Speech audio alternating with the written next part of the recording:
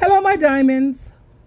I am hanging out here with Malcolm MJ Harris, and he's going to school us on how to tell whether someone is cheating on you or have the likelihood of cheating on you. Here's how you figure out if somebody's going to cheat on you or has a very high likelihood of cheating on you. Those people who continue to put themselves into temptation-filled relationships or situations, but they try to convince you and themselves that they are strong enough to fight that temptation. I'm talking about those people where they continue to remain friends with people that they know like them. They know have a deep attraction to them, but they say, nah, I don't like them, so it's cool. You can trust me. Don't worry about them. I will set the boundaries. Nah, why would you want to continue to be friends with somebody or be close to somebody who you know wants you in a way that's different than what you want them? That doesn't make sense. Or people who continue to put themselves into environments around a bunch of single people who clearly do not care about their relationships. I'm talking about that person who says they want to be monogamous with you, yet and still they're sitting in the club every weekend. I'm talking about that person who says they only want to be with you, but yet they're taking these trips all around the world with a bunch of single people. Pay attention, because even though their intention may not be to cheat, they continue to put themselves within situations where they could be tempted to cheat. And at the end of the day, if you keep on stepping into the lion den, you will eventually get bit. And there you have it, my diamonds. Do I agree with him? Yeah, I do. You know, when you're in a relationship, why would you keep putting yourself in a situation where it's temptation?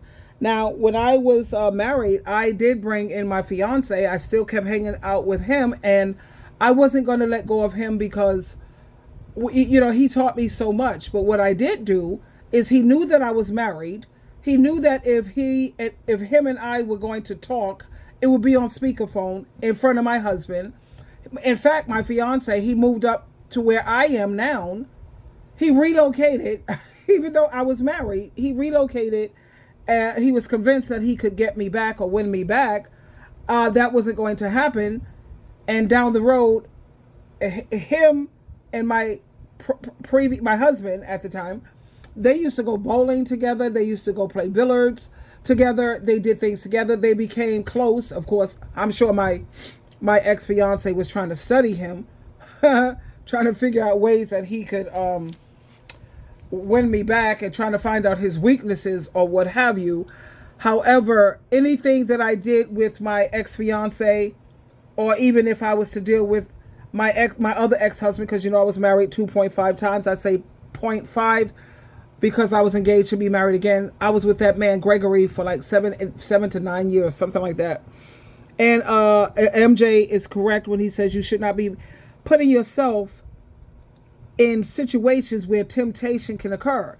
Anyone who's in a relationship with someone should never, ever be alone with another man or another woman without your partner present. Anytime you're speaking to someone of the opposite sex, it should always be on speakerphone. If you have nothing to hide, then there's nothing to hide.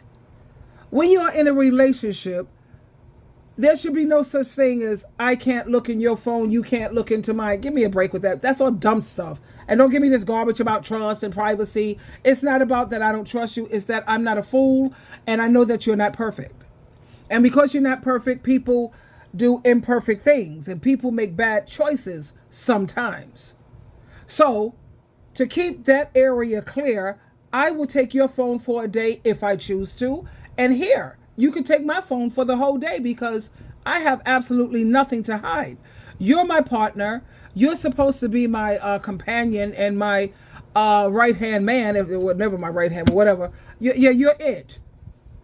And there's nothing that I hide, you know, like that. Now, I keep a journal. Of course, I keep my journal, because sometimes you get upset with your partner and you want to watch your mouth and you don't want to say horrible things to them, so you just put it in your journal. And I also do my own therapy. I got a therapy journal. I got a regular journal. I got a therapeutic journal. I have my Christian counselor, you know, to keep Sheila on the right track always. And I always have to have a Christian counselor because they always give me advice that's in harmony with the scriptures. And since God in Christ is never wrong, I know what they're telling me is not wrong, which is also why I am a Christian counselor and an advice coach. Everything I say is in harmony with the scriptures because, like I just said, yeah, God is never wrong, baby. So anytime I'm telling you something, and I can show you scriptures to back it up, you know, you got the best answer you're ever going to get. And that's the way I see that. But 2 thumbs up for MJ. You know, I love him very, very much, and I admire him. He's amazing. You should not put yourself in situations of temptation because you're not a perfect person. That's why. If you were perfect, that's a different story. But since you're not, no. Diamonds, diamonds, diamonds.